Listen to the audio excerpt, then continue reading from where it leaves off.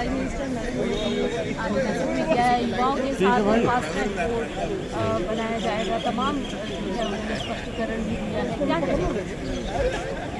सरकार विकसित भारत के लक्ष्य को ध्यान में रखते हुए युवा आकांक्षाओं पर संसद में विस्तार से चर्चा चाहती है।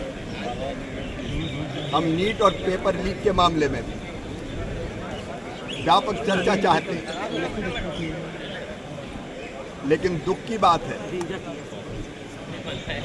बार बार विपक्ष चर्चा से भाग रहा है और अपना स्टैंड बदल रहा है।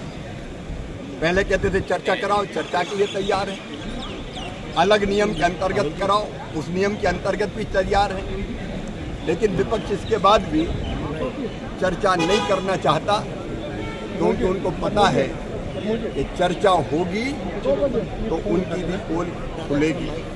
माननीय प्रधानमंत्री जी ने स्पष्ट रूप से कहा है, छात्रों के कल्याण से बढ़कर हमारे लिए कुछ नहीं है, और इसलिए जिनने पेपर लीक जैसा अपराध किया है, फास्ट ट्रैक कोर्ट बनाया जाएगा, मुकदमा चलेगा, सख्त से सख्त सजा दी जाएगी, लेकिन विपक्ष को बच्चों से कोई लेना देना नहीं है, नीट से भी लेना देना नहीं है।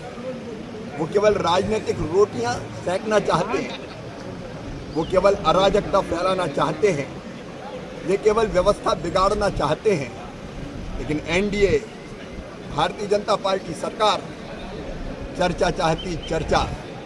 मैं प्रतिपक्ष से आग्रह करता हूं कि आए सदन के अंदर और चर्चा करें, हर पहलू पर चर्चा करें पेपर लीक के, और बेहतर युवाओं के भविष्य के लिए हम खुल के बातचीत और चर्चा करें। चर्चा से क्यों भाग रहे हैं, आए चर्चा करें। देखिए सर, अभी इस तरीके से हो गया कि शिक्षा मंत्री के रेजिग्नेशन की लगातार मांग भी कर रही है विपक्ष, और जो डिमांड बदल दिया, केवल राजनीतिक रोटियां सेंक रहे हैं। हमारे बेटा बेटियों बच्चों के भविष्य से उनको कुछ लेना देना नहीं है।